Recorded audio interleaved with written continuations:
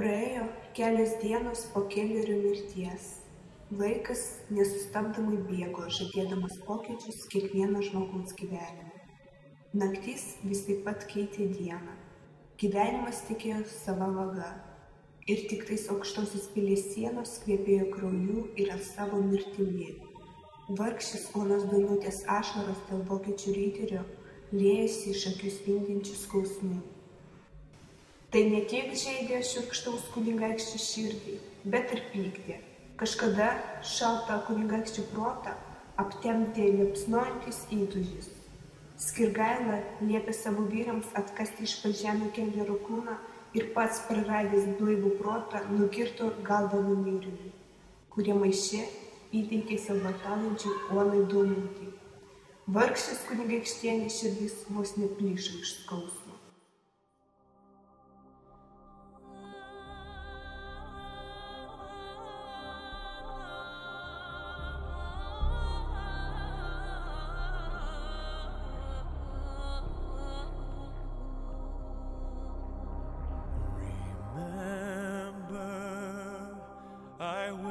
Still be here as long as you hold me in your memory.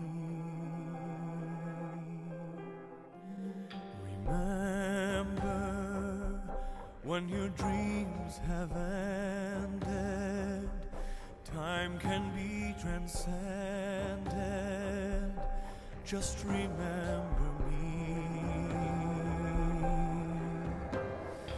I am the one star that keeps burning so brightly. It is the last light to fade into the rising sun. I'm with you whenever you tell my story. Palūžusi, ji maldavo Skirgailos jos nebekankinti ir paleisti į laisvę, bet kunigaikštis buvo neperkalbamas. Atrodė, paskendęs savajam skausme ir pasidavęs tamsai, jis visiškai negirdėjęs nužlugdytos moters maldų. As long as you hold me in your memory,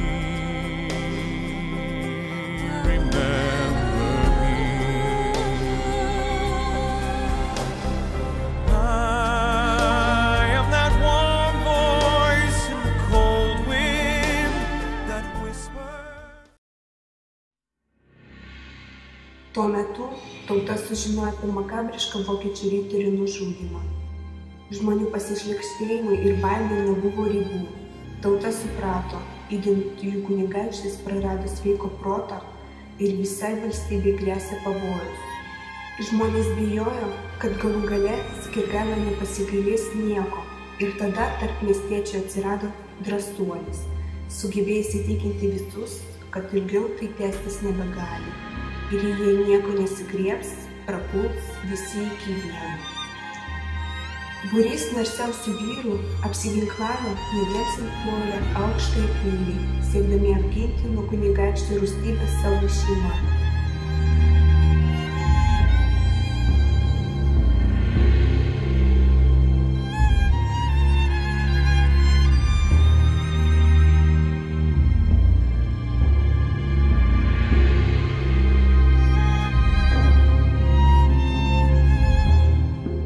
Tačiau jėgos buvo nelygiosios ir Skirgailos įsakymu visi iki vieno buvo nužudyti. Žmogiškas kraujas liejosi upėmis, narsių vyrų kūnai šildė motinėlę žemę. Tūkstančiai šeimų liko be maitintojų ir gynėjų.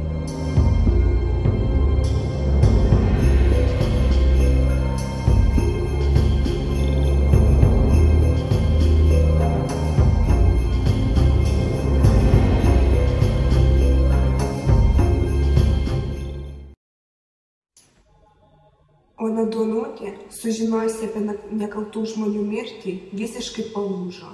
Ji nebegalėjo taikstyti su nelaisve ir kunigaikščio žiaurumu.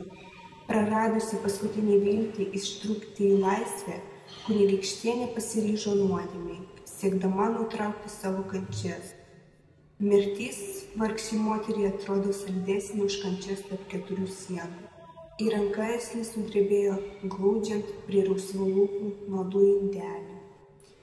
Baigėsi vargšės mergelės kančios.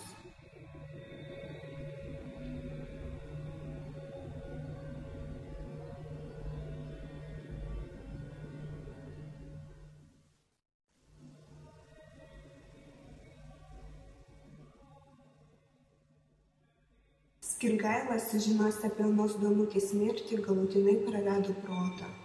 Nepaisant visko, ši moteris, jos užjaučiančios akys ir aksominis balsas buvo vienintelis siūlelis siejantis jį su pasauliu.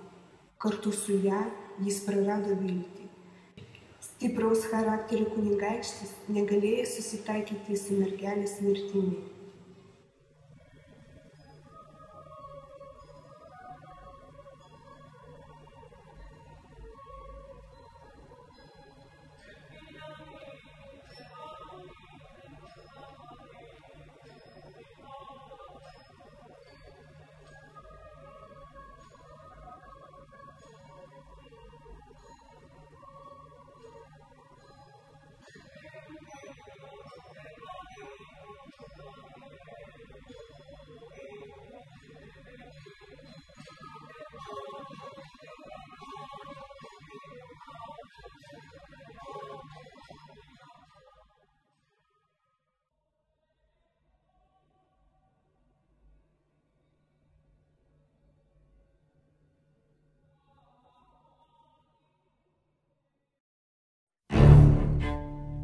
Pagautas impulso, jis tvėrė nuodų indelį, iščiulpdamas paskutinį nuodų lašelį.